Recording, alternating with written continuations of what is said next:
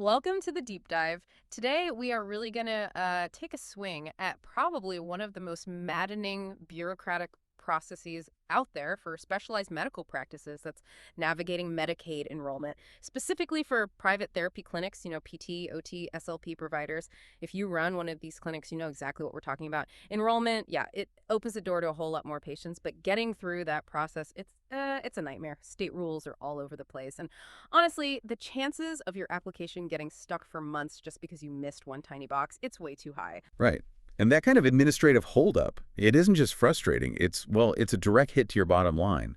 You're either leaving money on the table, or maybe even worse, you might find yourself treating patients without the proper approval because the paperwork is just dragging on. Illegally, basically. So our mission today is pretty straightforward. We're going to walk you through the whole thing, the application itself, that kind of hidden credentialing step with MCOs, and keeping it all up to date with revalidation. And we're pulling out the really practical, sometimes surprising tips you need to cut through the delays and actually get approved faster. Okay, let's start right at the beginning. The big why. Why is enrolling in Medicaid so critical for these practices? I mean, can't a clinic just treat someone with Medicaid, send an invoice, and hope the patient gets reimbursed? What are the real stakes? Well, that way of thinking, that's probably the single biggest mistake a clinic owner can make right out of the gate. The hard truth about government health plans, and yeah, this is both Medicaid and Medicare, is they have incredibly strict rules. They just will not, under almost any circumstance, pay for services from an out-of-network provider. There's just no mechanism for it. It's an automatic denial, Right. period. So if the clinic treats the patient, but they aren't actually enrolled yet, they just Yeah. don't get paid. Precisely. Yeah. If your clinic hasn't jumped through all those hoops, the enrollment, the approval, you're immediately stuck with two really bad options for your business. Option one, you have to turn away every single family who relies on Medicaid for, essential speech or physical therapy. And that's a huge group of potential patients. Or option two, you treat them anyway, and then you have to try and collect the full fee directly from the family, out of pocket. And let's be honest, most families using Medicaid for these kinds of therapies, they just can't afford hundreds or thousands of dollars out of pocket. It's not feasible. So you end up with a lot of bad debt. And maybe even more importantly, treating a Medicaid patient before your clinic has that official approval date. That opens you up to some pretty serious regulatory trouble and financial risk. Enrollment isn't really optional if you want to serve this population. It's the only way you can legally treat these patients and get access to those, steady referral streams that come with accepting Medicaid. Okay, so the takeaway is clear. Enrolling lets you treat these patients legally, tap into reliable revenue instead of just hoping families can somehow find thousands of dollars themselves. It's an admin hurdle, sure, but it's directly tied to whether your practice stays afloat. All right, let's unpack the process. You mentioned four main steps. Where do we start? The application itself. Yeah, step one is submitting the provider application to your state's Medicaid agency. First task is just finding it, locating the state's provider portal, which can sometimes be buried deep on a government website, or finding the actual paper application packet. But the real secret isn't filling it out, it's the prep work beforehand. Before you even look at page one, you absolutely need to have gathered four key documents: your valid state therapy license, your NPI National Provider Identifier, your federal tax ID, and proof of current malpractice insurance. And what about those little hidden details, the state-specific things that always seem to trip people up? Ah, yes, the landmines. You definitely have to hunt down those state-specific requirements. Things like unique provider specialty codes. Our sources specifically mentioned how detailed states can get. Like New York State needs a very specific code, 0622, just to identify a provider as doing physical therapy. If you put in a generic national code or just guess, boom, application rejected, sent right back. Okay, so here's maybe the biggest tip for avoiding that instant rejection. And this really speaks to needing that almost paranoid level of detail. You have to fill out every single field, check it twice for accuracy, and if it's paper, sign it in ink everywhere it asks. It's so important to remember that first pass. It's often an automated system, not even a person looking at it yet. One tiny omission, a missed initial, wrong date format, a blank space, that system will just kick the form back. And that delays your effective start date by weeks, sometimes even months. And the initial difficulty, it leads right into step two. This is one that a lot of clinics kind of treat as secondary, but wow, it's often the biggest time suck of all. Credentialing through managed care organizations. The MCOs. Wait a second. So the state can approve you, say, yep, you're good to be a Medicaid provider, but you still can't bill if the MCO hasn't said yes too. Doesn't that almost make the state application less important if you miss this MCO part. It creates this split system, which is incredibly frustrating for providers, yeah. The state approval that confirms you meet their basic eligibility and compliance rules. Right. But in many, many states, the actual Medicaid services, Yeah. they're delivered through private insurance companies. Mhm. Those are the MCOs. So you're not just enrolling with the state. You often have to enroll with multiple private companies, too. Yeah. So after you get the nod from the state, your clinic then has to apply separately to each MCO network that operates in your area and holds a Medicaid contract. Your Blue Cross, United Healthcare, Aetna, whoever it might be. And this is where the time commitment just explodes. Uh-huh. We're not talking about one quick form here. Credentialing can easily take 2 to 6 hours of paperwork for each MCO. Each one. Each one. And because these MCOs are private companies, they have their own processes, their own backlogs. The whole credentialing phase for all relevant MCOs, that can easily stretch out over 4 to 6 months, sometimes longer. That is staggering, really. And if you skip that step or it's delayed, you basically have state approval but no contract with the payer. So you're still out of network for those patients and can't get paid. Exactly right. The MCO contract is literally the mechanism for getting paid. Until that credentialing is totally complete and approved, you might be treating patients, but that insurance company has zero contractual obligation to reimburse you. Okay, so you finally wrestle the MCOs into submission. But the battle isn't over, right? Enrollment isn't a set it and forget it's kind of deal. Which brings us to step 3, maintaining enrollment through revalidation. hmm This is mandated by federal law. States must revalidate every single enrolled provider at least every 5 years. Think of it like the state's big ongoing audit process.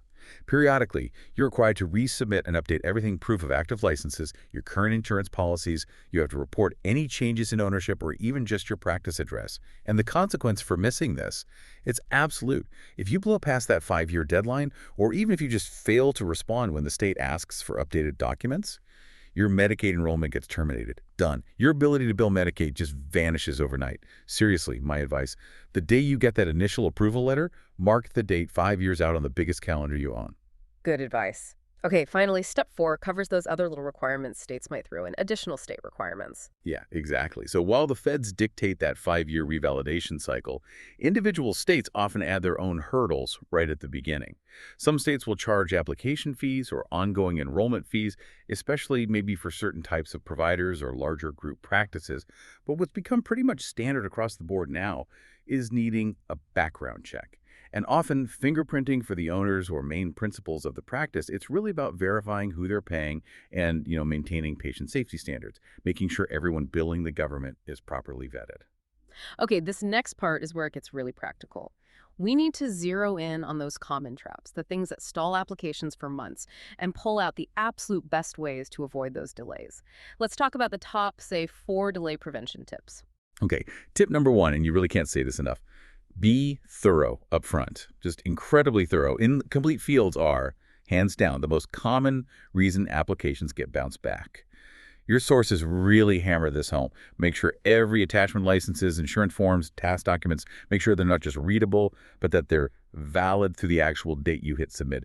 Don't send in an insurance certificate that expires next week. That's an instant problem. That level of detail is crucial. Okay, what's tip number 2? This one feels like it catches people off guard more subtly. Number 2, ensure data accuracy and absolute consistency. This sounds so basic, right? No. But it's the consistency of your information across all the documents that trips up the automated review systems.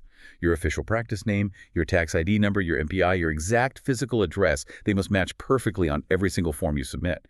We actually had a client, true story, delayed for 3 months. Why? Because on their W-9 form, they put L. Smith, LLC, with a period and a comma, but on the state application, they wrote L. Smith, LLC, no comma. Wow, just a comment. Just a comma.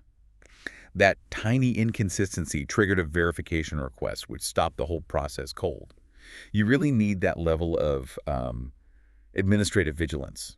Any mismatch flags the system. That's incredible, those tiny details costing months. Okay, what's tip 3? Tip 3 is simple. Respond immediately. If, or more likely when, the Medicaid office contacts you asking for missing information or some clarification, you need to reply that same day if possible.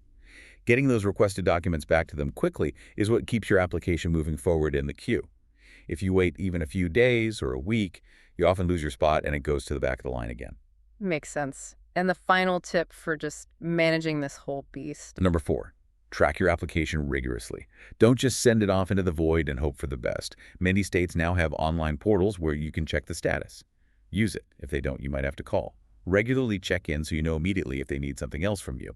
And keep copies, digital copies, ideally of absolutely everything you submit, along with dates and any communication logs.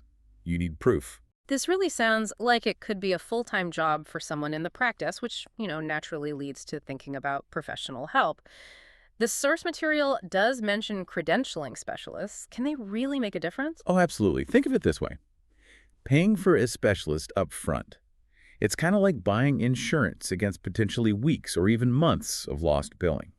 A good specialist, they know the common rejection reasons, they know the specific quirks of your state's portal, they know where practices usually mess up, like that comma example. They catch those inconsistencies before the application ever gets submitted, which almost always leads to significantly faster approval times, saves you headaches and money in the long run. Okay, that makes a lot of sense. Now let's pivot slightly to something absolutely critical for ongoing compliance. Something that catches even established, approved clinics off guard all the time. CAQH ProView. This seems to be a major pain point. It is. It's probably the single most common reason for ongoing billing headaches and disruptions, even after you're approved. So CAQH ProView, it's basically this big centralized online database where providers store all their credentialing information.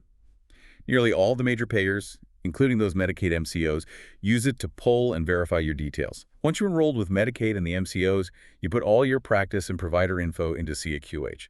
But here's the kicker, the really strict part. Providers must log back in and reattest to their information every 120 days. Every 4 months, you have to log in and basically say, yep, still me, nothing's changed, even if literally nothing has changed. Your address is the same, license is fine, insurance is current. Yep, even if absolutely nothing is different. That reattestation is your way of signaling to the MCOs and other payers that you're actively managing your profile and that data they're seeing is current and accurate. And if you miss that 120-day deadline, the consequences are swift and can be pretty severe. Your CAQH profile gets marked as inactive. And what happens when a payer, like an MCO, goes to pull your data and sees inactive? Well, they might put a hold on your payments. Or they could even outright reject your credentialing status with their network temporarily, which means suddenly you can't bill them or your claims get denied for services you've already provided. It disrupts your cash flow immediately. And if you miss that deadline by, say, a week, how long does it realistically take to get that fixed, to get the credentialing status active again so you can bill? Yeah, it's unfortunately not like flipping a switch. Yeah. Because first CAQH has to update, then the MCO has to pull the updated info, and they often have their own reprocessing queues. It can take anywhere from, say, 30 days on the fast end, up to several months in some cases, to get everything fully back online and your billing privilege is restored. It's a real mess. Okay, so that distinction is really important for listeners. You've got the revalidation, that's the big state-level audit every 5 years. And then you have the reattestation, that's the much more frequent payer-driven check-in via CAQH every 120 days. It's exactly. One is regulatory, long-term, state-mandated. The other is operational, driven by the insurance companies themselves, and demands constant vigilance, literally every 4 months. This whole system, it really drives home the point that staying compliant isn't just a one-time push to get enrolled. It requires ongoing, dedicated, frankly, expert-level attention. That's some exceptional insight, really highlighting the long game involved in managing a practice that accepts Medicaid. Okay, let's quickly recap the core message for everyone listening. Preparation and absolute painstaking accuracy are vital. Every single detail, name, NPI, address, dates has to match across every single document, no exceptions. And vigilance is non-negotiable. You have to track that 5-year federal revalidation deadline, and maybe even more critically day-to-day, stay on top of that 120-day CAQH reattestation cycle like clockwork. Yeah, and stepping back for a second, all this detail really underscores that getting enrolled initially, that's just the price of admission. The entire system is built to continuously verify who you are and if you're compliant, which puts a really significant ongoing administrative burden and cost onto therapy clinics. And this brings up, I think, an important strategic question for any practice owner listening. Beyond the rules we know now, like the 5-year federal check-in, what unexpected future change may be regulatory, maybe technological, maybe something shifts drastically in how CAQH works? What could suddenly ramp up that administrative load even more for clinics already in the system? Because achieving compliance is one thing, it's temporary. Maintaining it year after year, navigating whatever changes come next, that's the real long-term challenge and a cost you absolutely have to factor into your business planning. A really crucial perspective to end on. Thank you so much for walking us through these incredibly complex steps and all those hidden pitfalls. We really hope this deep dive gives you the insights you need to streamline your own enrollment process, avoid those delays, and ultimately safeguard your practice's ability to serve patients and get paid for it.